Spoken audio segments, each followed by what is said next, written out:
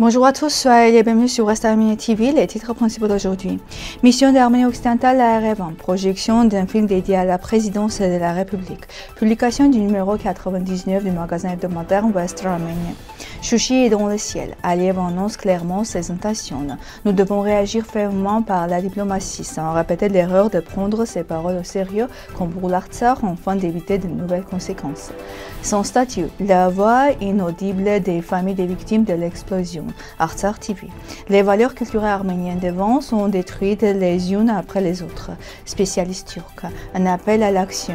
Unissons-nous pour la justice et la paix. Luis Moreno Ocampo.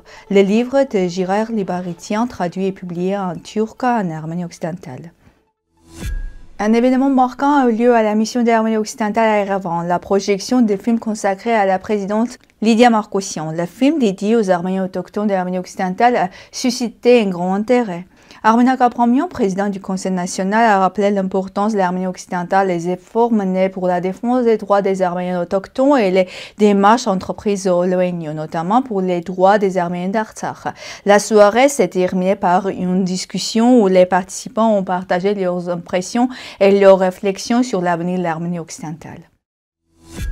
Le 99e numéro du magazine hebdomadaire West Armenia vient de paraître. Sa couverture montre le mont Ararat, symbole de la continuité de l'initiative arménienne. Ce numéro présente des sujets clés dont la visite de la délégation d'Arménie occidentale au mémorial du génocide des Arméniens, le droit au retour de l'Artsakh et les fondements juridiques de l'Arménie occidentale. Publié en arménien, turc, anglais et en français, le magazine contribue à la diffusion internationale de la culture et de la cause arménienne.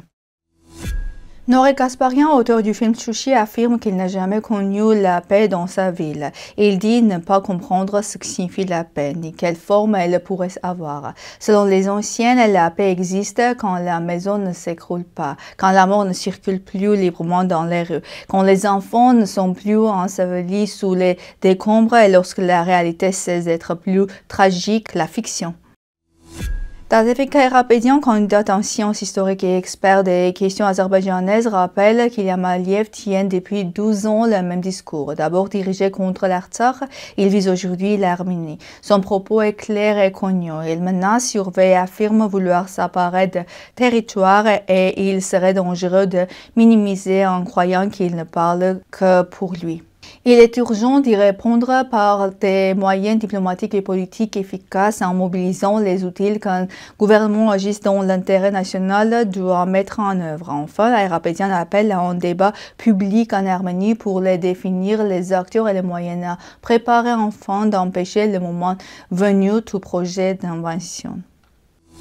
2 ans après la tragédie du dépôt de carburant de Haïka Zone, les familles des victimes n'ont toujours pas de statut social. Le gouvernement arménien n'a pas répondu à leurs nombreuses demandes. Le 30 octobre 2025, Arthur Khatchaturian, député du bloc arménien à l'Assemblée nationale d'Arménie occidentale, a de nouveau soulevé la question de l'octroi d'un statut social spécial aux familles des citoyens tués dans l'explosion lors des débats sur le projet de budget de l'État d'Arménie orientale. Arsène Torossian, ministre du Travail et des Affaires sociales d'Arménie orientale, a annoncé que la question était à l'étude, mais qu'aucun délai précis n'avait encore été fixé.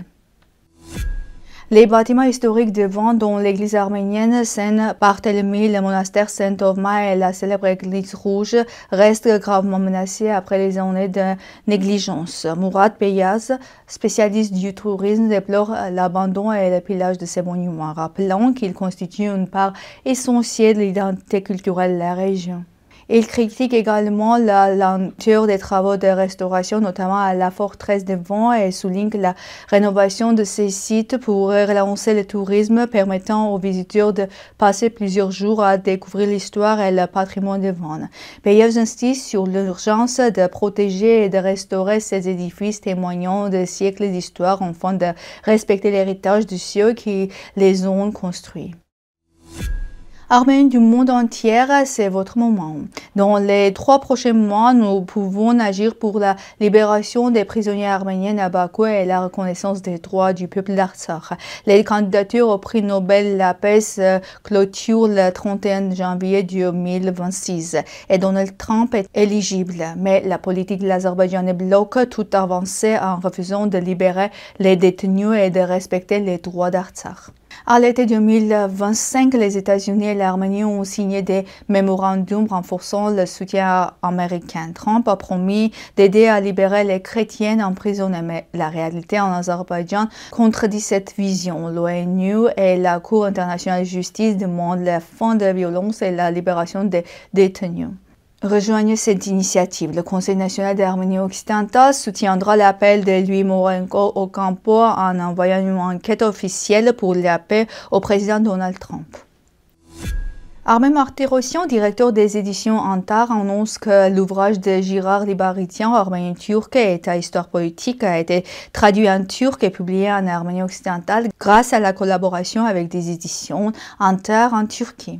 Ce livre explore les relations arméno-turques et permet aux lecteurs turcs de découvrir le point de vue arménien et de participer à un débat ouvert sur la coopération entre les deux pays.